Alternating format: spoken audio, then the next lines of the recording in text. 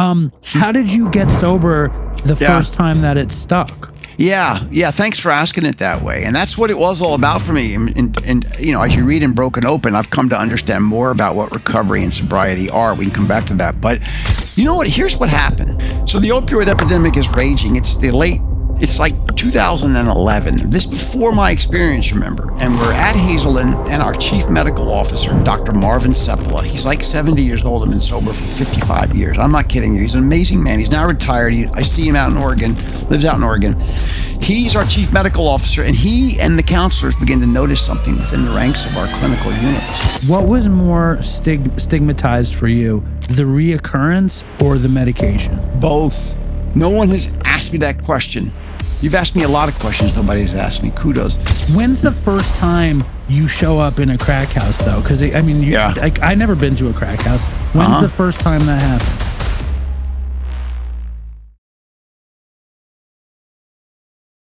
I feel like a lot of my addiction can be traced back to my Beatles obsession.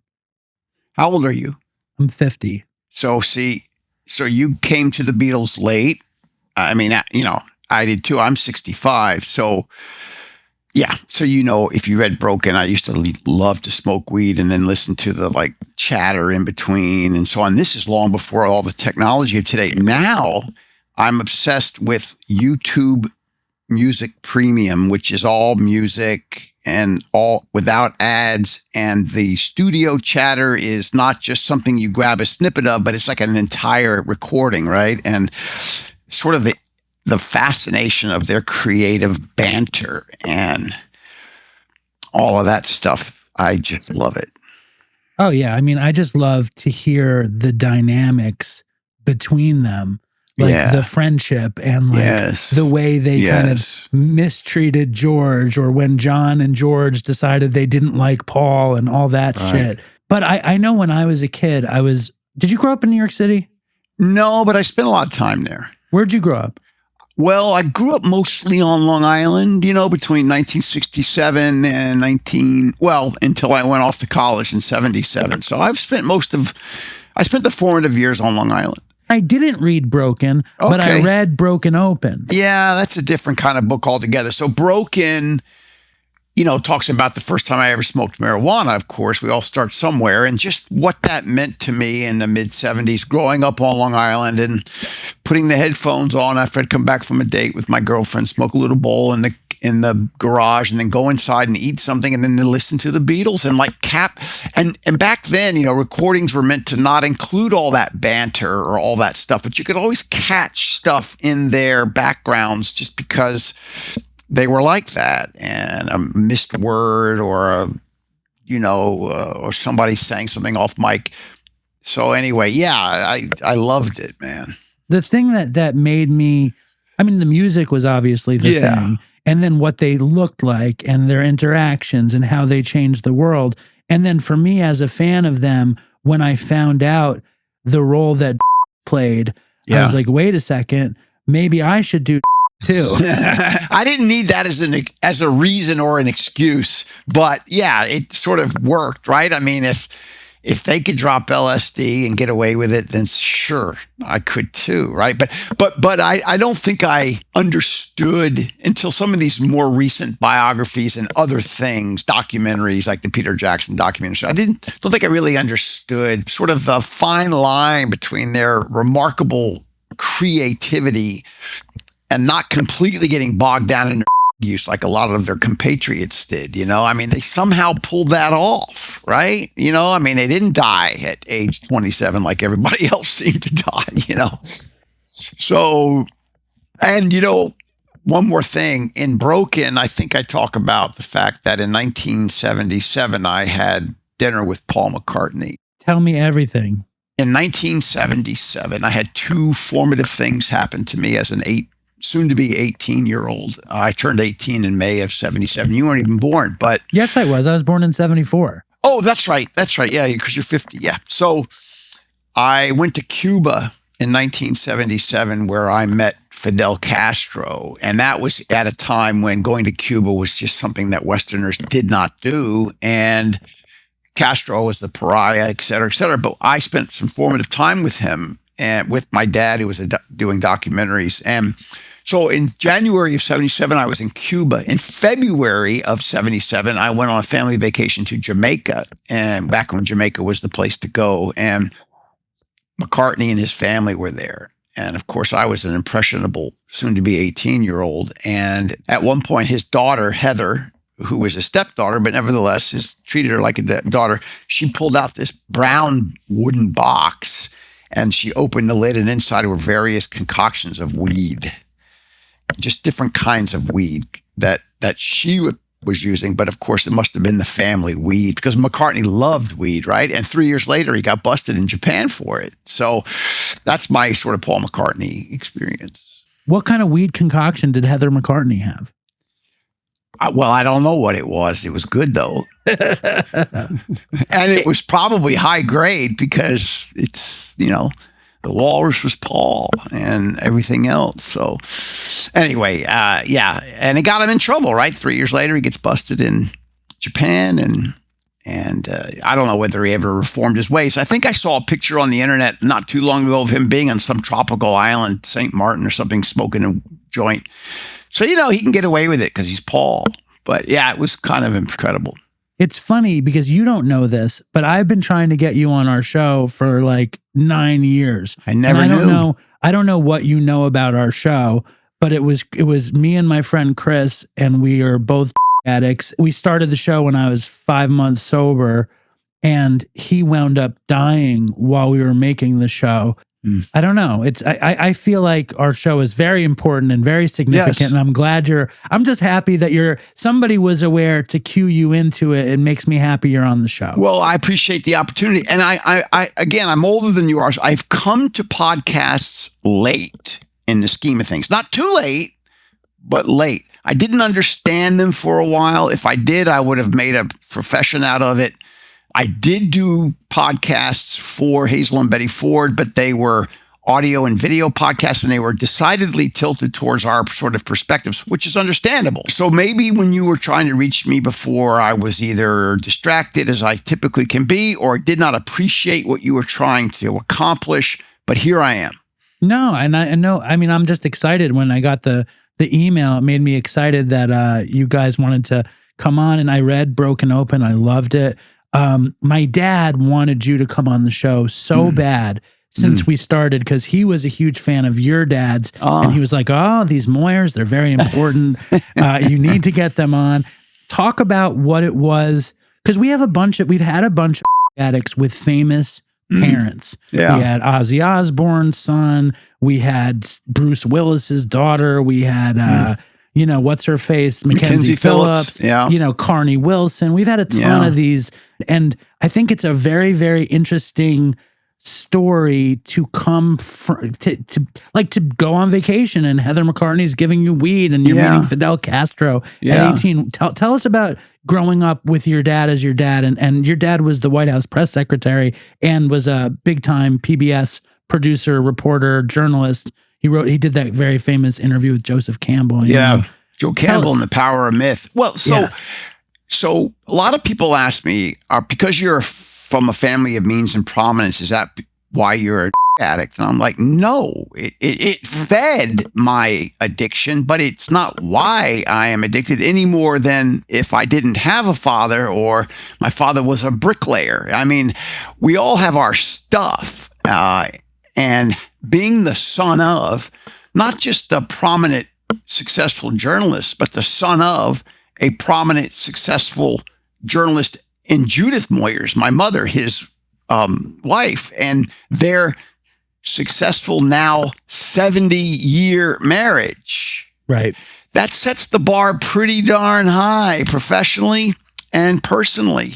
On the one hand, it fed what I call a hole in the soul. I have a hole in my soul that aches with a sense of imperfection, that I'm not good enough, I need to be better than. And that is what the big book of Alcoholics Anonymous calls being restless, irritable, and discontent, right? In my own skin, I itch.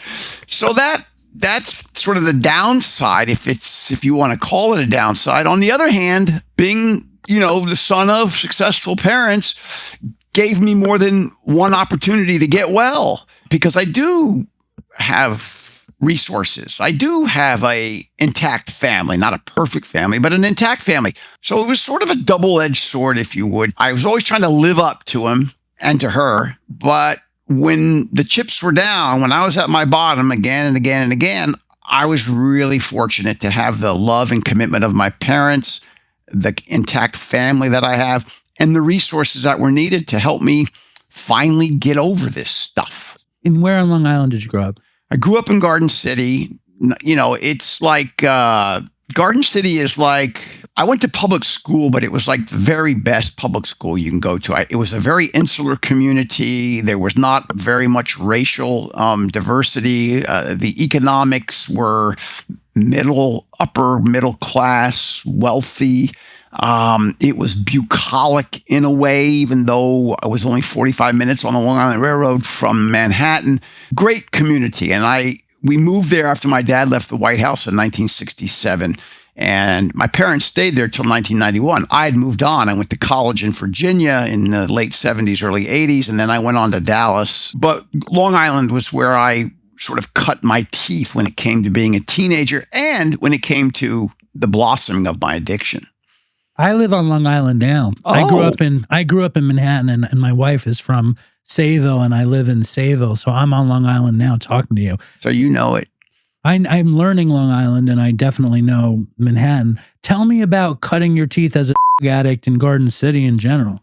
Yeah, so the first place I ever experimented with a mood or mind-altering substance was actually in Aspen, Colorado in the summer of 1975, I think it was. I was mowing lawns at the Aspen Institute, which is a prestigious gathering place for big thinkers. And I was mowing grass out there, no pun intended, in 1975. And a coworker who was older than I am said, "You want to smoke some marijuana?" And of course I said yes, not because I wanted to become a addict, but because it's what teenagers were doing back then. I mean, we were taking chances and exploring, experimenting. I mean, it's what teenagers are doing today. It's just the stakes are a lot higher, it seems like.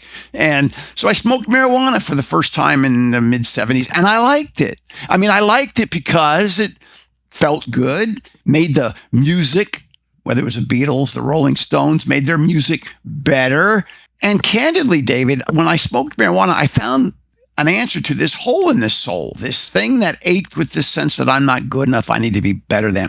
What I did not grasp at the time, hindsight being, of course, what it is, was that when I smoked marijuana of my own free will, nobody made me do it, it turned on a light switch in my brain, which I could not turn off on my own. I developed that baffling inability to just say no. Now, it would be years before the consequences would catch up to me, but marijuana was the first substance I used. Yes, for me, it was a gateway. And from there, I went on to alcohol and then on to other things. So, yeah, weed was first. Did you fall in love with weed? Were you like a traditional stoner? I wasn't a traditional stoner because it was not the easiest thing to access in high school. It wasn't legal. Never did we imagine how far policy would come or public tolerance would come on a substance like marijuana, which, by the way, is an addictive substance in the same way that alcohol is an addictive substance. Most people can use alcohol responsibly. Most people can use marijuana responsibly as long as it's legal. But for some of us, 1 in 10, 2 in 10 of us, alcohol is like weed, and weed is like Percocet, and Percocet is like any other. It sort of gets in this vulnerable brain. But back in, and off we go. But back in the 70s, I smoked it, and I liked it. I liked how it made me feel. It made the highs better, and it made the lows easier. And then when I got to college in Lexington, Virginia in the fall of 1977. At the beginning, I was dabbling in marijuana. I was drinking a lot because the drinking age was 18 and alcohol was part of the culture of the campus, as it is lots of places. But starting in my sophomore year in 1978 is when I started to smoke weed every day. So I guess you could call me a late blooming stoner in that sense. And do you fall, how fast does it take for you to fall in love with alcohol? Well, I didn't like the taste of alcohol when I first used it. I think the first beer I drank was in high school, surreptitiously before I turned to 18 in 1977. I drank a Budweiser. And I can actually still, like right now, talking to you, I can still recall, not a euphoric recall, but I can recall that taste. I didn't like it. And honestly, I don't remember what it did for me. A lot of us can remember that first drink, right? When we were at our parents' New Year's party or at somebody's wedding and we're 12 years old or something. I didn't have any of that. I drank a beer at, whatever age it was, and I did not like the taste of it. And I remember also it was a warm beer. Somebody had pilfered it from their parents' liquor cabinet, not the refrigerator. Whereas I do recall, smoking marijuana for the first time, as I shared with you. So alcohol was not my of choice, if you will, though I very quickly developed an appreciation for its effects on me and the fact that it always made the party better. Right. And when you're in school and you have these renowned, intellectual, brilliant parents and you're surrounded by this very highfalutin intellectual material, do you feel pressure to be better than you are? Is that a thing? Yeah, that's a thing, man. But that was a thing. That's a good question you ask. I appreciate the way you asked it. It's a thing. But as I wrote about in my first memoir, Broken, my story of addiction and redemption, pretty simple. That sense of not being good enough, that sense of having to live up to, that developed for me long before I took a drink or long before I began to mature. I write about in Broken the fact that the school principal had to contact my parents when I was either in kindergarten or the first grade to report that I was giving away my coin collection on the playground. So you were an early people pleaser. Bingo. And what better way to soothe this hole in the soul? What better way than for David to like me, to pay attention to me, than by giving away my coin collection on the playground in first grade or whatever it was. Yeah, I've always been a seeker for your approval, a seeker for being better than. All human beings have this hole in the soul. That's not why we become addicted people. The hole in the soul, I say, is about yearning. We are the only species of animals that yearns. We yearn to do a good podcast. We yearn to write a memoir. We yearn to run a marathon. We yearn to cure polio. We yearn to run for political office. I mean, we're a yearning species, and there's nothing wrong with that. It's why we're a creative species. It's why we're an accomplished species. But for some of us, me, the hole in the soul is all about, we yearn for something that we cannot achieve, and that is perfectionism. That is everybody liking us. Do you know I still suffer from that? I mean, I write about it in Broken Open, my new memoir, but I can be in an audience giving a speech, as I did 2 last week, one in Bismarck, North Dakota, and one in Racine, Wisconsin. I was on the road last week on the book tour giving some speeches, not just for the book, but for professional audiences. And I got a standing ovation in both venues. But I was not fixated in the room of 1,000 people. I was not fixated on the 998 people that were giving me a standing ovation. I was fixated on the 2 over there in the corner that were sitting still. I want to know. Relate. Of course you can. I can relate to so many things that you're talking about. Of course. This is really, really, but it's not, I mean, I do interviews every day, but there's something about what or not every day, but often there's something about what you're saying really hits me personally. Like, I went to this school in Manhattan that was supposed to be for very gifted kids, and I was always trying to measure up, and I was never keeping up. It just reminds me of probably the pressure you had from your parents. Yeah, and so on that note too, I would never want anybody who's one of your fans to think, well, Moyers is just blaming his addiction on that. No, because there's more to it than that. There's the science of addiction too, and that's what's going on up here, and we can come back to that. But the irony of it is I was a pretty good fellow. I lacked for nothing emotionally. I had issues as a teenager, but I was a pretty well-rounded teenager. I lacked for nothing morally. My parents taught me the difference between right and wrong, good and bad, love and hate. I lacked for nothing financially, as I shared, I come from a family of means and prominence. When I graduated from college in 1981, I had no student loans. So I didn't have any financial issues. And here's the other part. I lacked for nothing spiritually.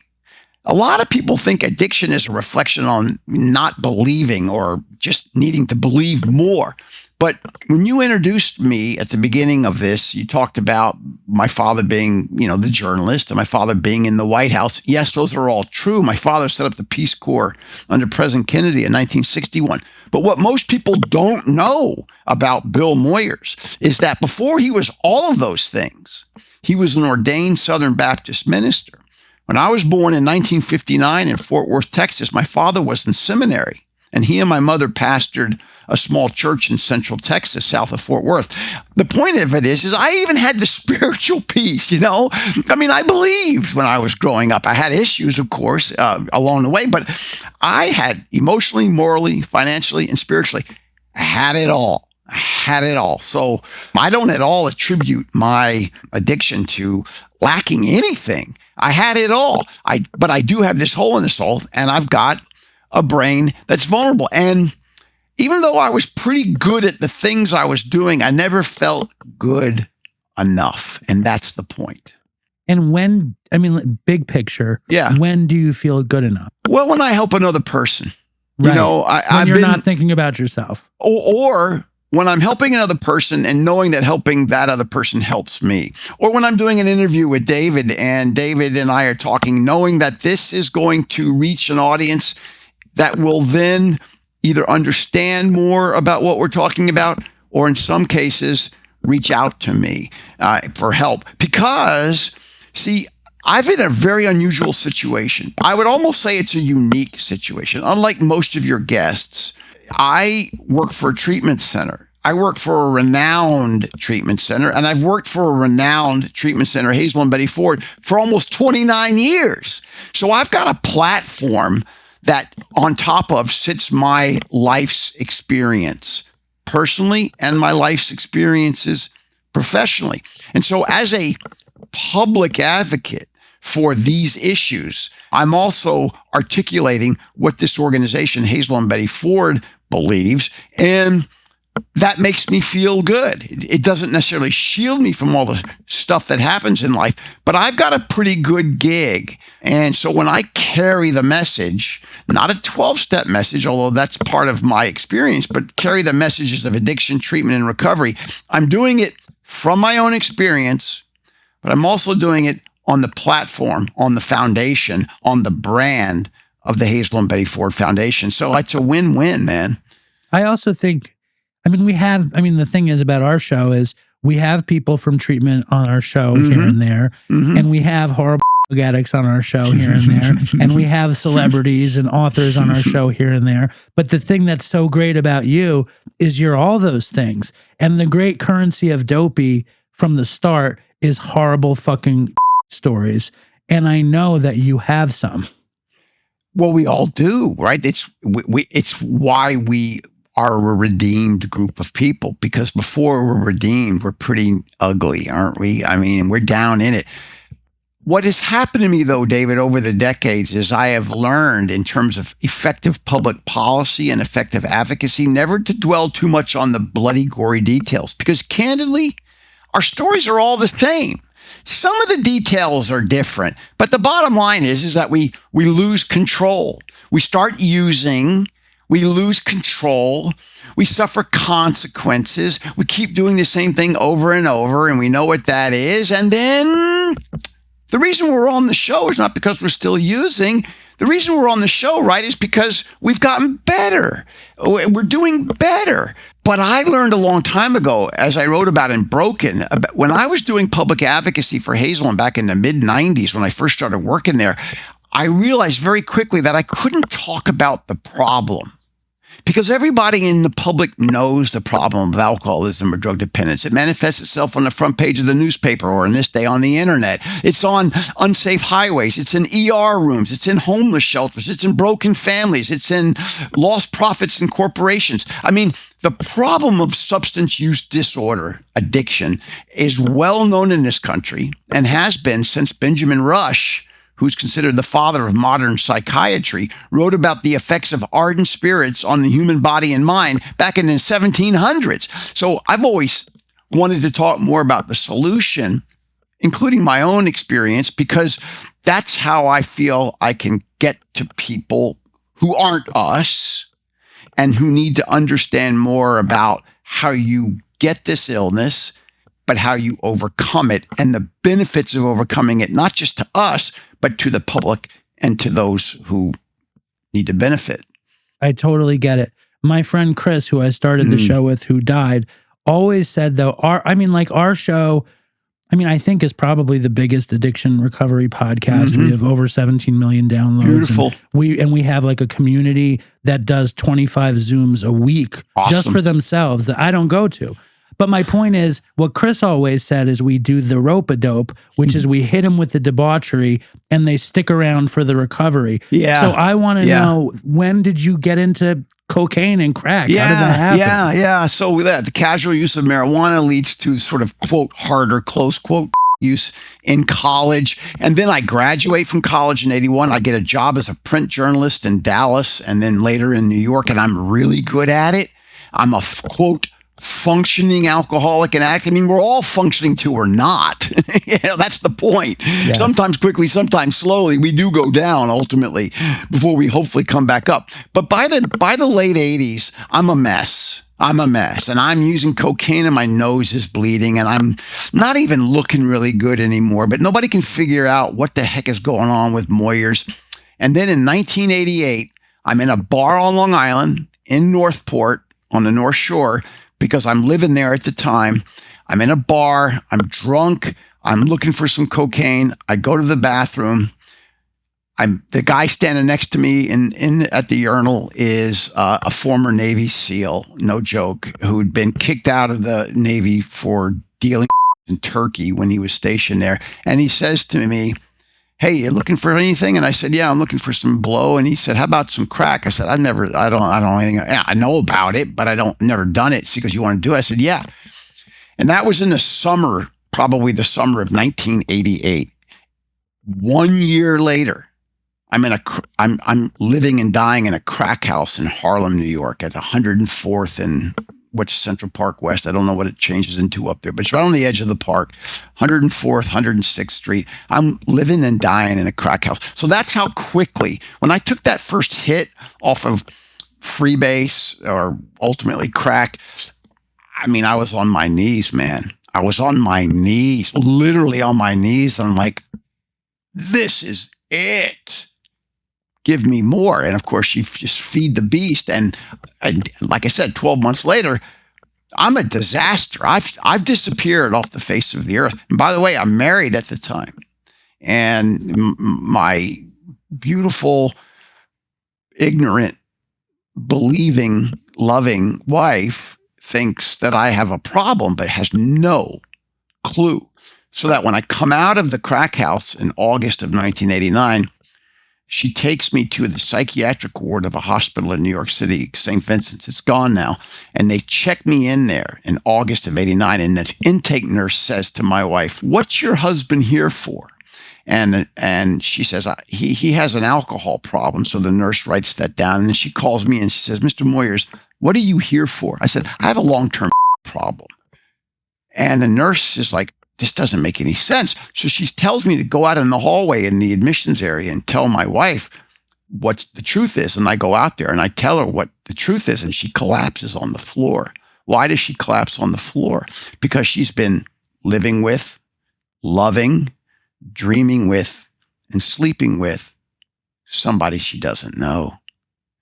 That's right. Debauchery 101 at its fundamental. So I got a lot of stories like that. We all do. I had a horrible grand mal seizure, and I came to in St. Vincent's. And my first daughter was born in St. Vincent's while they were demolishing it. So I'm very familiar with that place. When's the first time you show up in a crack house, though? Because I never been to a crack house. When's the first time that happened? Yeah, so I'm running in and out from Long Island. I'm living in Northport, working for Newsday as a reporter, big newspaper, and I'm a good journalist. I mean, I don't know how that happens, but we are a resilient bunch, right? Even under the influence until we're not.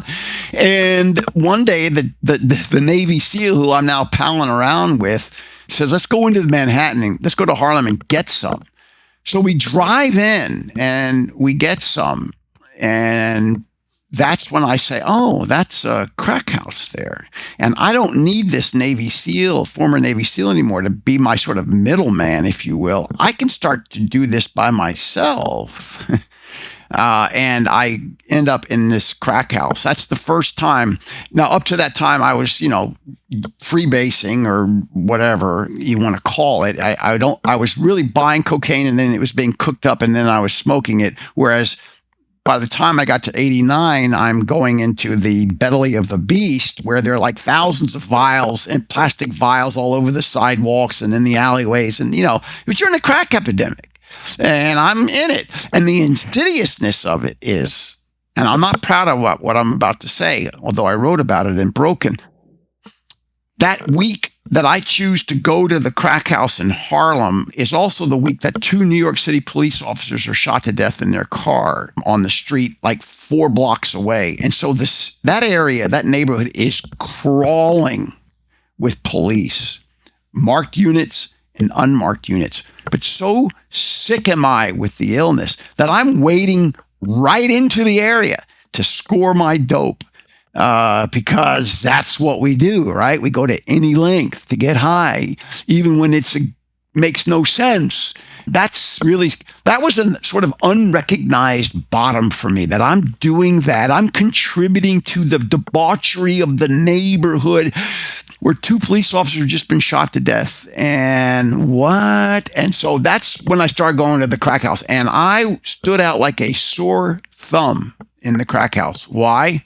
Well, because I'm the white guy, number one. Number two, I'm almost always wearing a tie because I'm coming from work and stuff. And 3, I'm wacky. I'm kind of a goofy guy anyway, even when I'm in recovery. And when I'm under the influence, I'm really wacky. Oh, I'm also the guy with the money in his pocket. So I'm very valuable to the other bottom feeders that are there. And I make no excuse for I did not survive the crack house because I'm savvy or because I'm lucky even. I survived the crack houses that I was in between 1989 and 1994 in Harlem, St. Paul, and Atlanta. I'm in those crack houses because I'm the guy with the money. And as soon as that money ran out, if it had run out, it would have got me too.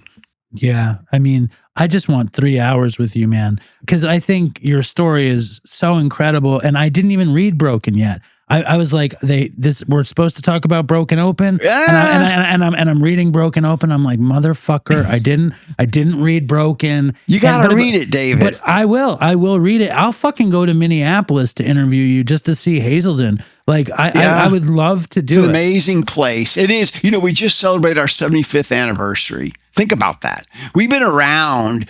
We've never cured a single person of addiction. We've treated hundreds of thousands of people over 75 years, but not a one of them have we cured. That's because from where we stand in this field, we believe that addiction is a chronic illness. It's not curable any more than diabetes or hypertension or asthma or HIV/AIDS or depression is curable. Now, there is a solution to it. We're living in it, right, today.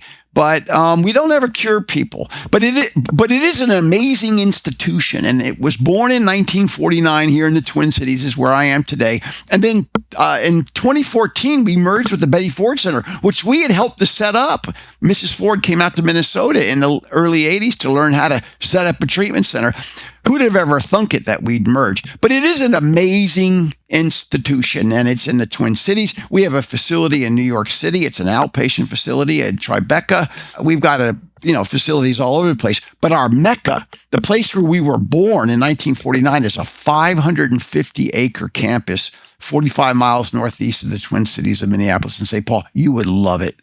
No, I want to go because I'm a hardcore AA person, and I've done so much reading about Hazelden and like a guy at my meeting called Ray the Clamor is always talking about that he reads the Hazelden book in the morning. That like 24-hour day book, that little black book. Exactly. That, that has a great story to it. And I don't know if it's applicable to your audience, but that book was written by a man named Richmond Walker. He was a recovering alcoholic. He was a young man. He was from a well-to-do family in Brookline, Massachusetts, tip-top neighborhood of Boston. And he got sober, and he wrote this little meditation book called the 24-Hour Day Book. And it was so successful that he couldn't keep up with the demand for it. He's down in his garage in Delray Beach, Florida, or somewhere where the family's got a winter home, and he's producing this thing. He just can't do it anymore. So he takes the book to Bill Wilson, co-founder of Alcoholics Anonymous, and he says, "Here, Bill, I'm going to give you this 24-hour a day meditation book." And Bill Wilson turns it down. Why did Bill Wilson turn it down? Because he didn't write it. Bill Wilson didn't write it. So Bill Wilson turns it down. And so Richmond Walker happens to know one of the benefactors, one of the, not co-founders, but one of the first patients at Hazelden, who also happens to be a really rich guy named Pat Butler. He takes the book to Pat Butler and says, "Would you like this book?" And Pat Butler, without blinking an eye, says, "We'll take it." And that's the first book that Hazelden ever published. We do have a publishing unit. The 24-Hour Day Book is the first book we ever published, and it has sold over 10 million copies. No, and Ray the Clamor lives by it. I get these 24-hour meditations all the time from him. How did you get sober the first time that it stuck? Yeah. Thanks for asking it that way. And that's what it was all about for me. And as you read in Broken Open, I've come to understand more about what recovery and sobriety are. We can come back to that. But so I was in and out of treatment 4 times over 5 years. After I was 3 weeks in the psych unit, they sent me on a one-way plane ticket. My parents bought a one-way plane ticket to Minnesota, land of 10,000 lakes and 10,000 treatment centers, and Hazelden was among the best. So they sent me to Hazelden. I spent 1 month in primary care and then 4 months at what we used to call a halfway house, which is 1 mile behind me here, where I am in St. Paul now in 1989. Go figure. Who'd have thunk it? 35 years later, I'd still be here. And I do 4 months in sort of a halfway house for people who have money in their pockets, and I get a job making $5 an hour, and I write about that in Broken. And after 5 months of treatment, I go back to New York to clean up my mess. I pick up a crack pipe that I knew where it was hidden in my house in Northport, and I'm right back at it. I lasted 1 year. I'm back in Hazelden, a second treatment in early 91. They kicked me out. They kicked me out of Hazelden because I won't do what I'm told. They want me to go to long-term care, and I'm not that sick. I got a sponsor. I know the first 164 pages of the big book. Just let me out of here. So they say, well, if you're not going to do what we tell you to do, you get out. So I left, and I got kicked out, and I stayed dry for 3 years. 3 years I stayed dry. Got remarried, had 2 baby boys, landed a job as a journalist at CNN, moved to Atlanta, and I was dry for 3 years. And I use that term. I don't like the term dry drunk. I think it's a derogatory term. But my point of it is I was not using, but I was not recovering the way we know that mind, body, and spirit is part of the illness, and thus mind, body, and spirit is part of the recovery process. And in 1994, with 3 years of abstinence, being dry, I went back out. I went to a crack house in Atlanta, Georgia. And you talk about a violent pocket of the world. The inner city of Atlanta in the early 90s was worse than Harlem. So the crack house in Atlanta is worse than the crack house in Harlem. If there can be such a degree of badness, yeah. And on October 12th of 1994, I come out of there. As I wrote in the prologue of Broken, my father says to me, "I hate you," because he's sitting in the front seat of the intervention van. And I say, "I hate me too." I do 100 days in treatment at a facility down in Atlanta called Ridgeview. It's still there. It's stuck. And I haven't been back in a crack house or in a bar since October 12th of 1994. Having said that, I'm glad I didn't have that date tattooed on my arm. Well, if you did, it's still like, it's an important date. David, thank you. It is an important date. Either way, I mean, I think that people, I love this book Broken Open, and I know that I'll love Broken. Was Broken the first giant quit lit book? You know that's so interesting. That's such a good question, because when I started to wrangle with the pain meds and then I ultimately wrote Broken Open, do you know I could not find anything in the literature of 12-step recovery about the issues we face in long-term recovery. You know, all those good stories in the back of the big book, or in the case of Bill and Dr. Bob in the front of the big book, all of those good stories were written with all the infinite wisdom of 3 or 4 years of sobriety at the time. That's fine. But what do we know? What do we know? And here I am decades later. So I don't know if Broken was the first of that genre, but when not only in 12-step recovery, but when I started looking around in the genre of addiction memoirs, I couldn't find any memoirs that dealt with the story much later on. Leslie Jameson wrote The Recovering, and that might have been a #1 New York Times bestseller, but she wrote that with all the infinite wisdom of 9 years sober at the time. Again, not to take anything away from that, but the stuff I was dealing with in decades after I'd been out of the crack house in 1994 was the stuff that went into Broken Open because I couldn't find it anywhere else. Well, I think I always love the story. Like, we recently had a guy on who works in a treatment center in Connecticut, and he was the head of the mind, body, spirit program in this treatment center in Connecticut called Mountainside. And he went into this total depressed thing where he had to call out for 3 months, and he was supposed to be the inspiration. And I think our stories of somebody who's supposed to be this thing, and it turns out we're just people, you know what I mean, is the most important. They're my favorite stories. And when you write Broken, you had like 10 years sober, right? When you wrote Broken. I came out of the crack house in Atlanta in October of 94, and Broken came out in September of 96. So it's been 12 years. And that was the other thing I prided myself on it at the time, David, that I had waited. You know, so many memoirs by people like us are written a year later, or Robert Downey's going on the cover of People magazine, and he's still struggling. And so I waited 12 years. By the way, Broken is a true story. There's nothing in there that's fake. Now, there's a lot that's not in there that happened to me, but I have to be respectful of other people, etc. But that was what I call a V-shaped recovery. We go down, we hit our bottom, and we go back up, and we live happily ever after, right? Because when I wrote that book, it was my story of addiction and redemption. That's what the subtitle is, My Story of Addiction and Redemption. It's a snapshot, but it's frozen in time. To your point, I wrote that book and it came out in 2006. It's been 19 years practically since then, and all this other stuff has happened to me. And so what is the stuff that happened to me?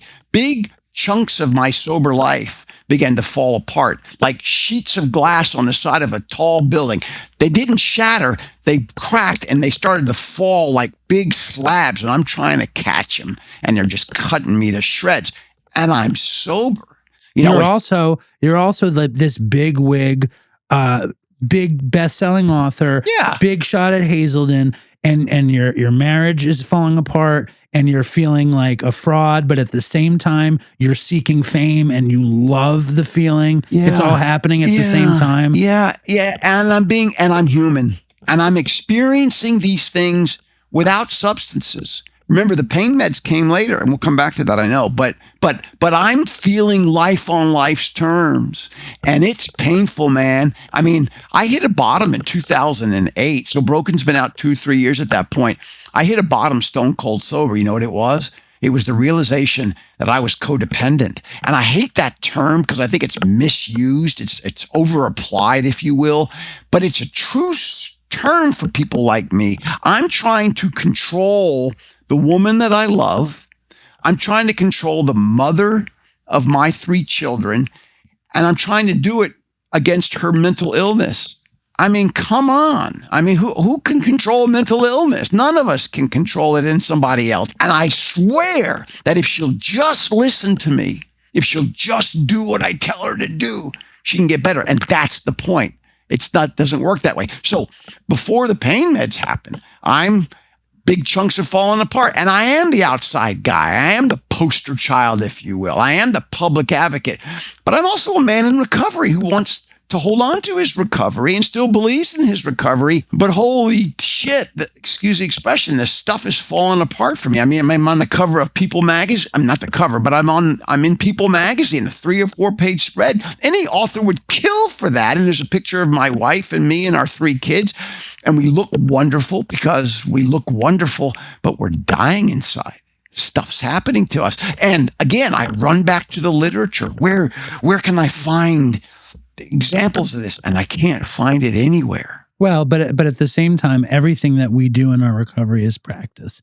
And like when you're not in the practice, like when you're trying to be the director, you know not to be the director, but you're out of practice in that moment and you want things to be the way that you, I mean, I do it constantly, and I just celebrated 9 years, and it's funny, like these markers in our time, and it's all about our practice. Right. Yeah. And I got to say, I've always been worried about giving myself too much credit, but I am doing my meetings. I'm reading my 24-hour-a-day book. I'm getting on my knees and I'm doing it. I mean, it's hard and pieces are falling apart, but I'm not drinking. I'm getting through it. I'm on a 40-city book tour in 60 days. Think about that. I mean, and you're doing. There's no Zoom meetings, but you're doing conference calls every day. I got a little cadre of men who are just like me, and they call me, and I call them, and we have our little meeting. I'm in a hotel room in San Francisco, and then I'm up the coast to Oregon, and then I'm over to Idaho. Yeah, I listen. And I have an appreciation for sobriety during that period. I'm like, thank God. I don't know how I would do this if I wasn't sober. And by the way, not one time during those difficult years between 2005, Broken comes out in 2006, and until I had the pain pill experience, not one time in that 6, 7, 8 years did I ever think that a drink or would make things better. Right. But what you said a minute ago is very interesting to me about codependency versus addiction. And maybe everything that you're practicing is working very well for the addiction, but this weird codependency is coming in and it's not working for that. No, and I'm getting kind of squirrely, you know, and I think I write about it in Broken Open. I think it made it into the book. You know, it took me 6 years to write that book. We can come back and talk about that later, but I got a lot of iterations of it. But I think the iteration that is published form that you've read talks about the time I went to my first sort of Al-Anon meeting, and I walk into this room, I hear the chatter in the basement of the church near my home in St. Paul, and I'm like a little bit apprehensive, but you know, I'm going to do it because I got to do it. And besides, if I go to Al-Anon, maybe I can save my marriage. And I go into the basement, I turn the corner, and there's a group of men. It's a men's meeting, and they're in a big circle, and I know 2/3 of them. I'm like, you're here? You got 50 years of sobriety, and you're in this Al-Anon meeting? You over there, you've got 25 years, and I've respected every day that you've been sober, and you sponsor 30 people, and you're in this, you know, codependency or Al-Anon meeting. So that was a real eye-opener for me, that so many of us, and I can only speak for me, but you know what I mean, so many of us, we got multiple issues, multiple dependencies. And one of them for me is substances, and the other one is people, particularly people that I love and care for. Yeah, it's like, I talk to a lot of people about Al-Anon, and they're just like, that's like the next level of 12-step. That's what everyone's ACA and Al-Anon are the next level. You are so right. It is. I used to think it was hard to let go of substances, but that's relatively easy compared to letting go of other people. That is the hardest thing in the world. Whether it's somebody cutting you off on the interstate highway and you give them the finger. I mean, what's the point of that? To like trying to fix my marriage and fix my mentally ill wife. I mean, what the heck? It drove me batty. It really did drive me crazy. And it just sort of added fuel to not the conflagration, but it added fuel to the smoldering fire that would suddenly sort of burst when I got in the dentist chair.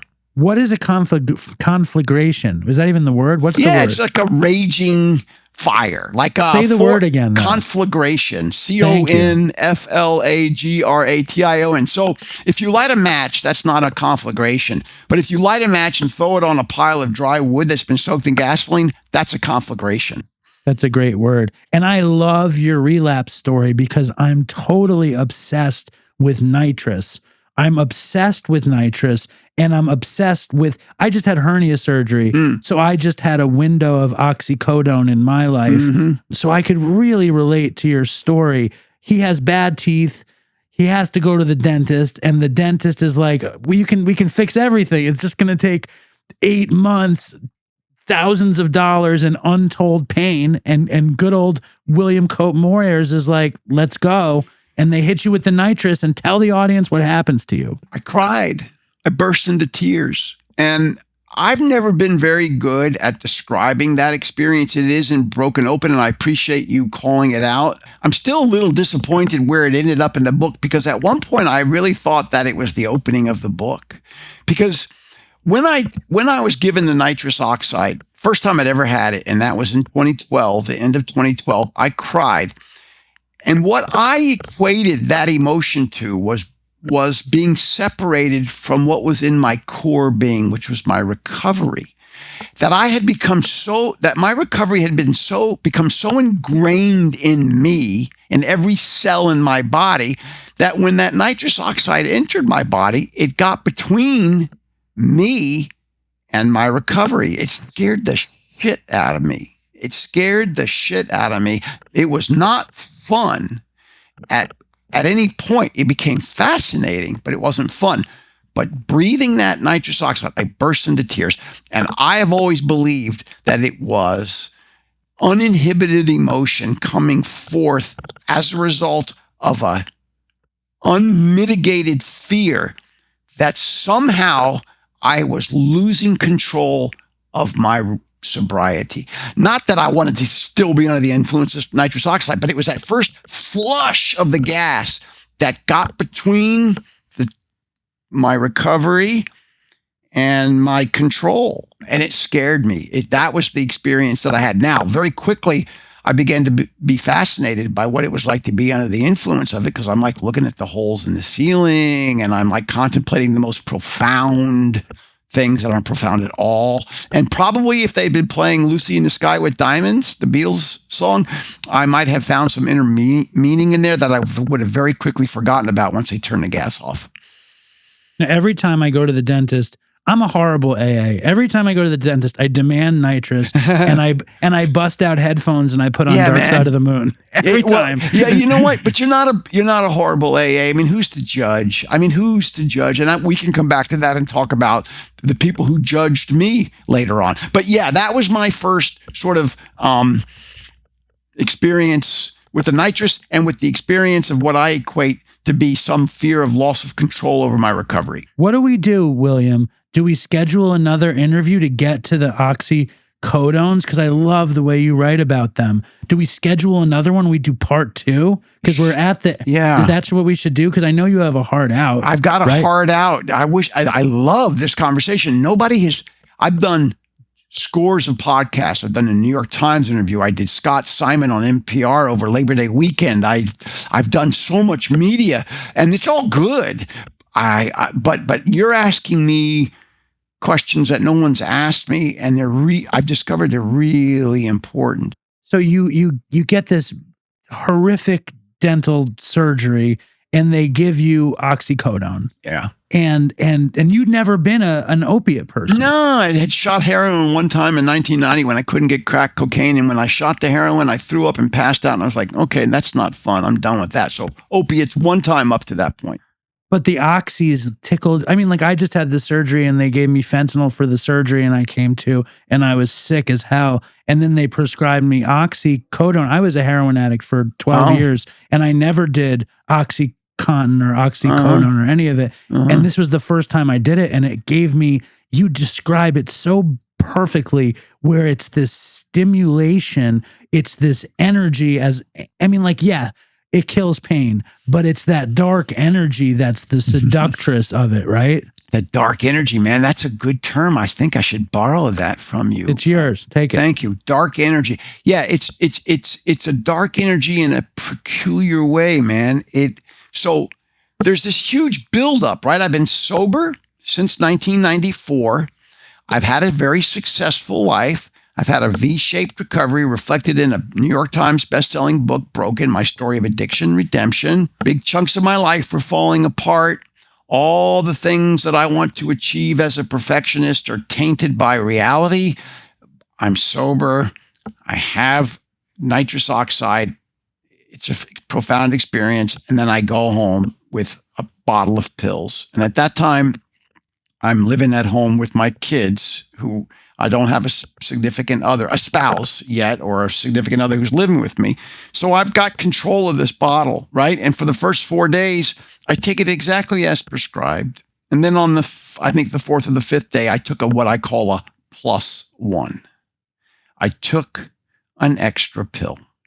And most people would not think that's a big deal. And it's not a big deal if you're not one of us. Maybe you take an extra pill and you feel a little bit higher, a little bit sicker, or whatever, but it's not that big of a deal. You don't do that again. There's a reason why the directions say take 1 or 2 pills every 4 to 6 hours. It doesn't say take 1 more pill or 1 less hour. But when I take it, that +1, it just is the escape valve. I don't have to try so hard. I don't have to try so hard to keep my shit together. The edges, the jagged edges, the sharp edges, the pain in my life is just a little dulled. Just a little dulled for the 2, 3, 4 hours. I slop on my headphones. I turn up my Beatles music or my Rolling Stones. I love YouTube Premium because it's uninterrupted. What I want, it's AI driven. And I'm just grooving, man. I'm just grooving to the fact that my life is not quite so sharp, and I like it, and I don't have to try to make it that way. The pills make it that way. Oh, and by the way, they also work. So why would I want to suffer? So yeah, that's the experience I have. And all of a sudden, this man who loves his sobriety doesn't have an experience with opiates until now. He can't turn this thing off. And you talk about when you first came home, and you took you're in horrible pain, and you take your first little batch of pills, and all you want to do is see your girlfriend and see your kids because you feel so good, and it's almost that I have arrived moment, right? It's like I've arrived, and it's clean, and it's not illegal, and it's measurable. You're in pain. You're in pain, and it's prescribed. And human beings don't like pain, And the other thing is I'm also doing this in the midst of what we now recognize as an opioid epidemic. So I'm being fed. I'm willingly being fed. So I don't blame anybody for what happened. I attach responsibility to me and me only, although there were contributing actors in the dynamic. I leave them out of it for the most part, but I'm grooving, and pain is the 5th vital sign, and healthcare is being bought up by bigger companies who are timing the doctors and how much time they spend with their patients. And I'm just sort of in the perfect storm of pain, being an addict, an opioid epidemic, dentists and doctors who do not understand people like you and me, and healthcare reform that is making it more and more not a patient-doctor experience, but a conveyor belt, So no one wants to deal with me. They like me, but they don't want to deal with me. So I'm in and out of the doctor's office like anybody else in 15 minutes, and I'm always coming out with another script because they know me. See, that's the thing. Everybody knows me. I mean, I'm not famous, but they know me. They know I'm the public advocate for Hazel and Betty Ford. They know I've been telling my story for decades. 2 of the dentists who are part of my issue have been my dentists for decades. There's no secrets except in the fact that this was getting out of control. Yeah. And I still like my recovery. It's not like the pain pills were so good or so subtle even that I think, well, maybe I can have a drink, or maybe I should just dip into that crack house over there on the tough side of Minneapolis. No, I don't want to do that. I like my recovery. Well, you loved your recovery. You loved your recovery. Yeah. You lived your recovery. It was not only your heart and your soul and your spirituality, it's also your profession. My vocation. It's also it's everything. And you also have serious issues with your mouth. And it was also the arrival, forget opioid epidemic, it was the arrival of this product that solves every problem for every medical professional. It was the perfect storm. The perfect storm going into the body of somebody who has a disease that, as we know, is cunning, baffling, powerful, and patient. It waits. It waits for when we win the lottery or we go bankrupt. It waits for when we get married or have a divorce. It waits for the birth of a grandchild or the death of a parent. It waits for that moment when the pain is such that I'm prescribed a pill to solve the pain. And as I've come to describe pain pills, they are the Trojan horse of addiction. They just roll right on in to people like you and me who can be particularly vulnerable or susceptible to mood and mind-altering substances. And that does not for a moment excuse the things that were to happen to me. But again, it helps to explain it. Right. And over the course of this run with Oxycodone, you're still working for Hazelden. You're still traveling the country and speaking, and you start to notice, holy shit, these two things are happening at the same time. And describe what that's like. Yeah, please. Man. Thanks for asking it that way, David. So this is the other thing about it, which has really helped to sharpen the evolution and revolution of my perspective on these things. And we can come back to that. But I'm functioning. In the old days when I would, quote, go back out, I don't like that term, but we don't describe diabetics as going back out, or hypertensives as going back out, or depressives as going back out. So what is it about us going back out? Did I say going back out? No, I'm using that term, but I'm just saying, I've gone back. Unlike the past, when I would go back out, I don't disappear. I don't break the law. I don't fail to show up for work. I don't smoke crack. I don't drink alcohol. I continue to function. Now, it was getting difficult to do that, but I was doing it and doing it pretty good. During that period of time, I raised $10 million for a project at Hazelden. We're a non-for-profit, so philanthropy is an important part of what we do, and I'm a really good philanthropist because I deal with a lot of people who are wealthy and they need help, they get help, and they're grateful, so they give back. So I raised $10 million for a project that we're doing in St. Paul.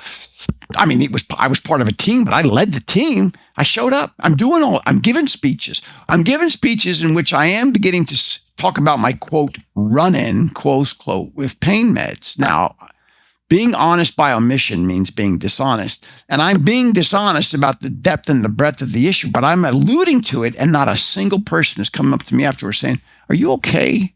What did you mean by that? Why? Because I'm wearing a tie, I'm raising money, I'm giving good speeches, I'm being a decent parent, I'm falling in love with a woman who I'm going to marry in 2015. I mean, yeah, but I'm dying inside. And here's the other part of why I'm dying inside. Because unlike all the other times when I used to disappear, unlike all the other times when I would apply the 12 steps, my faith, my meditations, and all the other things that are going to our recovery programs, our daily recovery programs, I can't apply those things and quiet this. I cannot get off of those pain pills of my own free will. I've stopped actually liking them anymore, but I can't get off of them. And yet I've got a whole toolbox of successful tools that have worked for me and continue to work for me, because when I would ultimately go down to the Mayo Clinic for a full assessment after this thing was all over, you know what they would determine? That I was in, quote, full remission, close quote, from my addiction to crack cocaine and alcohol. Full remission. What an amazing term that is. I've been struggling with pain meds for 3 years, but I'm in, quote, full remission from the and the alcohol that used to drive me down and take me back to treatment. So I'm like, wait a minute, this is not so easy anymore for me to understand. And that's why I've come to the conclusion that for me, there's more to my recovery than sobriety. Now, sobriety is a really important thing for a lot of us. Sure beats the alternative. But there are going to be times, here I am, there are going to be times when the chronic illness of addiction is going to come back. That doesn't mean we have to give up, start over, start counting again, empty our God box with all of our medallions in it. We just keep going. And so, as I have learned, there is more to my recovery than sobriety, and that works for me. No, I think that's very well put. Can you please describe, because I just had this run-in with oxycodone, and I gave it all to my wife, and she lied to me about how much was prescribed, and I was very fearful as an opiate addict. Yeah, and I really enjoyed it. And then I went into relapse. I didn't go into relapse. I went into withdrawal. When I ran out of it. Man. And I didn't stop liking it. I only did it for 4 days. I liked it. But when I went into withdrawal, I didn't crave it. Yeah. But you just described, which I was so grateful for. And that was evidence of my practice of my recovery, was that I didn't want pills when I went into withdrawal. I just wanted to be done with the withdrawal. Yes. When you talk about being, it's your introduction to opiates, and you talk about when they stop working, describe what that's like, because you're also not an addict you're not an addict in the way that you were a crack addict. You're not showing up at the spot. You are in a lot of pain. You are going from dentist to dentist. Does that strike you? Yeah. Do you feel? Does your story in your head start to change at that point? Yeah. I don't like myself. That's what it is. I don't like myself as I'm pursuing oblivion, if you will. I don't like the hunt. I don't like pain, but what I'm coming to understand is I don't like the hunt to relieve it, because I have to be deceptive, and because it's gumming me up, man. It's just taking too much time, and it's not the way I want to be. Nobody wants to be on any kind of medication forever, especially one that sort of, gums you up. And I know it's not right. Of course I know it's not right. If I thought it was right, I would have shared it earlier. But I'm baffled. I'm baffled by why I can't get off of it of my own free will. Why I can't get off of them with all the tools I've used before. I'm baffled by the fact that I'm still performing, if you will. Some people have said, William, what was it like living a double life back then? I'm like, I wasn't living a double life. I was living the next chapter of my life. I wasn't pretending to be something I wasn't, because I began to understand that the language does matter in our field, and that so I'm talking about my recovery. I'm not talking about my sobriety anymore. And I'm starting to use this term. There's more to my recovery than sobriety. And I've had a run-in with pain pills, and they're the Trojan horse of addiction. And I'm sort of sharing myself with you, but I don't like what's happening to me. And I'm scared because A, I don't like what I'm doing. And B, I can't stop. I can't stop, even though I know how to stop. I know how to stop being in crack houses. I know how to stop being in bars. I'm using those tools, and they're not working. Could I work them better? Maybe, but I think it happens to be, I just happen to have and I don't use the term relapse anymore either, because I think that's a shaming term. I think that's a term that suggests failure. And what happened to me was I had a recurrence of use. I had a special strain of the illness, a virulence, if you will, of the illness. It sort of flared like a volcano over here. The volcano's dormant over there. The cone is dormant, but over here is a fissure. And all of a sudden, the lava's coming out and gases are coming out over here. And that's my illness that's coming out a different way. So I'm like, the thing that saved me, there was two things that saved me. And you know where I'm going here. One of them is I needed medication. Yep. Even this hardcore addict and alcoholic, even this hardcore man in long-term recovery, I can't do it that way anymore. And so I need medication. I need an anti-craving medication approved by the FDA called Suboxone. Stigmatized in its own right. We'll come back to that later. But I need medication, and I hold on to hope. They say in business that hope is not a strategy. You cannot hope your way into having a good podcast. You cannot hope your way into producing widgets. You cannot hope your way into selling seats on an airplane. You have to have a strategy to do those things. But I want to tell you, I did not have a strategy during that period of time other than to hold on to hope. And the hope was something's going to be okay here eventually. And in the meantime, I've got to stay out of crack houses and stay out of bars and keep striving. And so for me to hold on to hope meant to hold on to my recovery, not my sobriety, but my recovery. But I need to counter that because your strategy is so built in that you don't even see it. Your program is your strategy. Everything you do is a strategic way of life to be who you want to be. And it's so deep in you that you don't even recognize the strategy. You're like, I need help I need medication, and I have a program, and I'm going to stick with my program, and I'm going to take suggestions, which is what you're taught, which is the strategy of recovery in general. All right. Well, you give me credit. I'll take it then. Here's the other thing about that, and I appreciate you saying it that way, is there was, I guess, a strategy. It wasn't a designed strategy. It was a strategy that just came at me as it always had. So I just kept doing it. And that was this.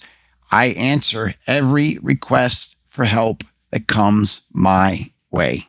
And on average, I get 3 to 5 requests for help a day. 362 days of the year. Every now and then there'll be a day where I don't get one. Maybe it's Christmas, maybe it's New Year's or something. But because I am public about my story, because I've worked at Hazelden and Betty Ford for 29 years, because I have that as a platform, because I do a lot of media, I get unrequited requests for help. They keep coming at me, and I take every one of them seriously. Some will come off of this podcast. Some will come in letters. Some come to my front door in St. Paul and knock on the door. They all come through Hazelden, blah, blah, blah. And I take those seriously. Why? Because I like helping people. Helping people is really, really important with this illness. But also because when I help somebody else, I get help. It's what they talk about in 12-step recovery. You can't keep it if you don't give it away. So I give it away and it comes back. So if I help 5 people today, and I've helped 2 this morning, and it's not even noon here in the Twin Cities. You can put me on the list of people you've helped, by the way. Well, okay, then I've helped 3. Thank you. When I help 3 people before noon today, then I get it back times 3.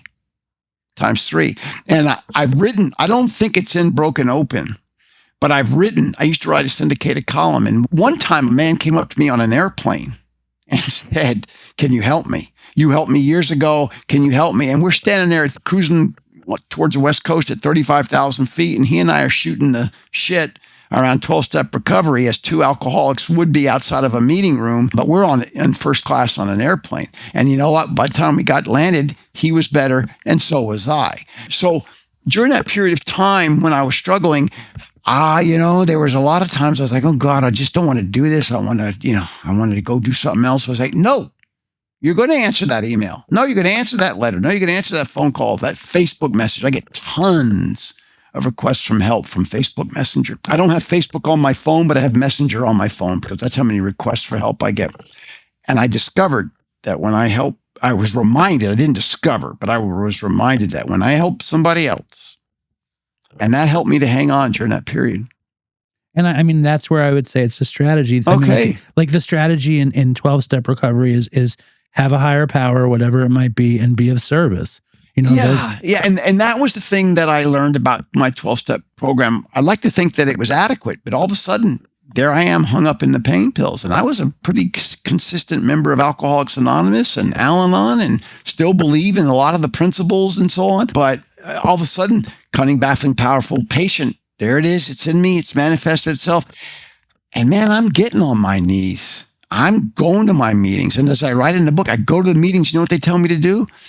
Keep coming back, or let's go for a walk around the lake, or you need to do another 4th and 5th. And I'm like, no, man, this is different. This is my brain. I can't do any of that stuff until I quiet this thing, which is why the medication was so helpful.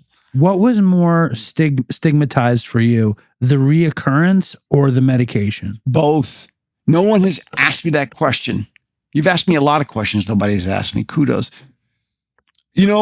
I think the medication was really stigmatized. When I revealed on the stage at the Betty Ford Center in February of 2016 that I was actually taking Suboxone, I'd been taking for a month at that time, and that speech I was going to give on that venerable ground of the Betty Ford Center was scheduled months in advance, and then here it is coming, and I've found the solution to my dependency on opioids, and it's medication that we actually use at Hazelden. There was an incredible blowback around that. And I understand where some of that blowback came from. People were like, well, wait a minute, how can you be on a medication that you only could be on that medication if you have a problem? So you really had a problem, didn't you, William? And I hadn't explained that right, so I've owned that. But there was a lot of stigma around the fact that I wasn't sober. I even had an executive, and I was reporting to the CEO.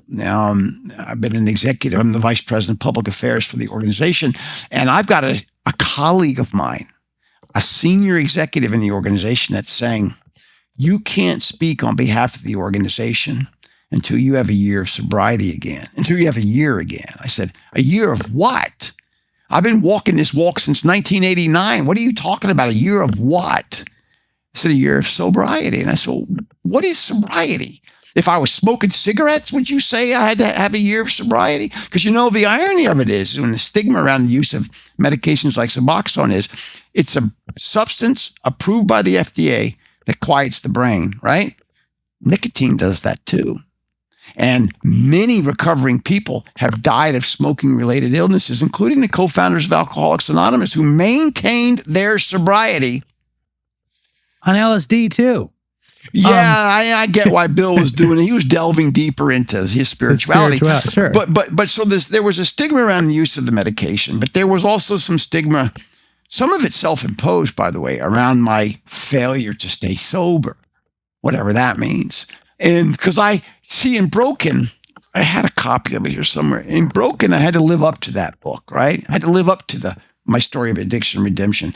Broken Open is a book that I get to live into. And my editor on the book, a guy by the name of Mark Olson, brilliant man who really understood my story and helped to make the book that is now published. 6 years it took to write it, but in that last year, he came onto the project and he made that book what it is, Mark Olson. He's the one that says, William, you get to live into Broken Open. You get to live into it, whereas in Broken, you had to live up to it. And you know how hard it is to live up to something that's changed? Yeah. So that's a great call. Yeah. Now, how long did you take the Suboxone for? Well, let me ask you this. I'll answer that in just a minute.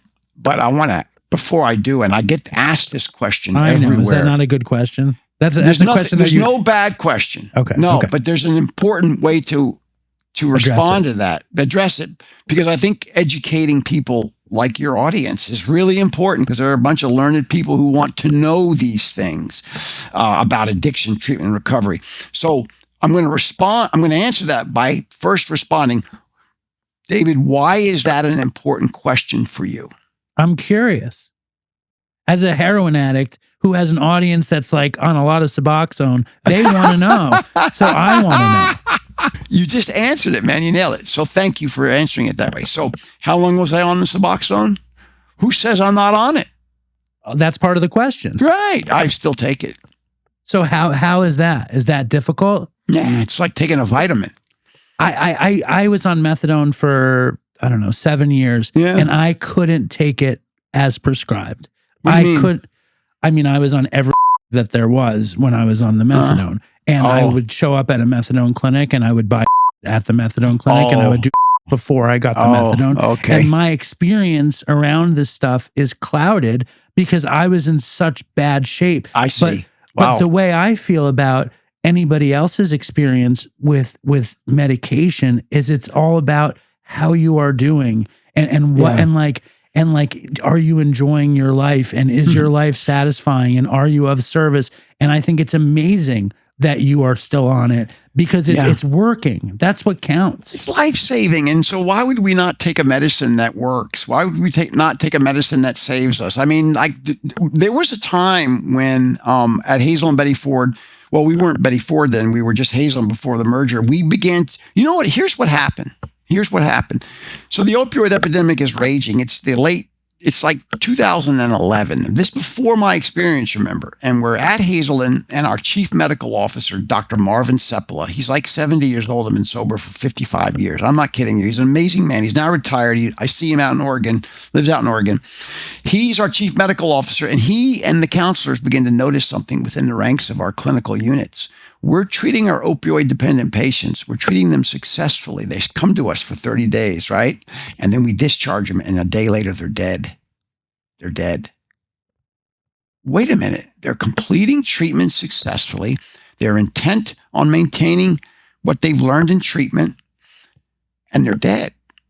What's going on? And so as a result of that, it's a craving brain. And they're going back and using at the level they were using before they came into treatment, and it's killing them. So we incorporated the use of anti-craving medications, including naltrexone and including Suboxone, into our abstinence-based program of treatment. It caused a lot of controversy. I bet. But it is what it is. And to that point, we determined that in the program that Dr. Sepula rolls out, we decide we're going to put people on Suboxone who want to be on it when they come in, and then we're going to taper them, right? Well, so it's been 14 years since we started that program. It's called CORE, COR-12, Comprehensive Opioid Response -12 steps, CORE 12. We don't taper people anymore. Why would we? If they want to taper, we will help them taper. But why would we take somebody off of a medication that's keeping them stable, that's giving them their productivity, letting them experience life, keeping them away from the opioids, the temptation of the opioids? We don't try to taper depressives. We don't try to taper people with heart disease or asthma if the medication that they're on is working. So I start taking the Suboxone in January of 2016. You know what? And it's not a big deal at the time. I didn't have to interrupt my life. I didn't have to go to treatment, which has always been. I just went to a doctor in Minneapolis who'd been suggested to me, Dr. David Friends, and I go and see him, and he prescribed Suboxone, and I put it under my tongue, and it's like, okay, let's get back to the world, and I'm like, okay, it's fine. I'll maybe next year I'll come off of it, or maybe I'll start tapering and I'll get down to a lower dose, although I take a low dose. And then I'm like, well, why would I do that? It's working. I don't have to worry about my opioid use disorder coming back again. Now I still have to worry about my addiction to cocaine and alcohol, but I've managed that one since 1994. That's been 30 years ago. Yeah. 30 years ago, I've been in remission from the disease, from the illness that used to take me down and wreck my life every time. So I still do the things I got to do to keep those at bay. And you know what? Every day I take my medicine when it comes to my opioid use disorder, and I just get on with the rest of my life. Listen, I cannot thank you enough. I've loved talking to you. I wish I had flown to Minneapolis. But I think your story is incredible. I think what you're doing is incredible. We've lost so many people in our community for years, including obviously the guy who started the show with me. And it's all about these expectations, and it's not about expectations. It's about life. Yes. It's not about expectations, failure, stigma, all that shit. It's about life. I just really appreciate your story. I want to do something that you don't have. I'm going to do this anyway. Okay. You just answer these questions. Quick game. Go. Okay. This or that. Hazelden or Betty Ford? Both. No, both, by the way. And moving on forward, no more both. Beatles or Stones? Beatles. John or Paul? No more both. No more both. John. Kennedy or Johnson? Kennedy. Oprah or Larry King? Larry King. Trazodone or Oxycodone? Oxy. Abstinence or harm reduction? Whatever works. Crack or cocaine? Neither. Ozempic or Kratom? They're both real. AA or NA? You're going to go both on everything. Yes. Knicks or Timberwolves? Wolves. Oh, stop. You got problems. You're oh, Jesus Christ. Bill or Bob? Thank goodness. Joseph Campbell or Carl Jung? Campbell. New York or Minneapolis? New York. Timothy Leary or Ken Kesey? Leary all the way. Prince or Bob Dylan? Prince. Denial or acceptance? Yes. Unity or division? Unity. Thank you, William. I really appreciate you, man. Man, listen, I was told by the team that helps me with my media at Hazelden Betty Ford that of all the people who have interviewed me, this is before you and I did this, of all the people that have interviewed me, nobody understood the story like you do. I'm not kidding you. I even got an email this morning from one of the people at Hazelden Betty Ford said, David knows his stuff. He's read the book. So thank you. Listen, thank you so much. I will be in touch. Let's stay together. Yeah, that's what I want to do. All I right, really David. appreciate it. All right, William. Thank you, have man. a great day. Take care. Bye-bye. Later.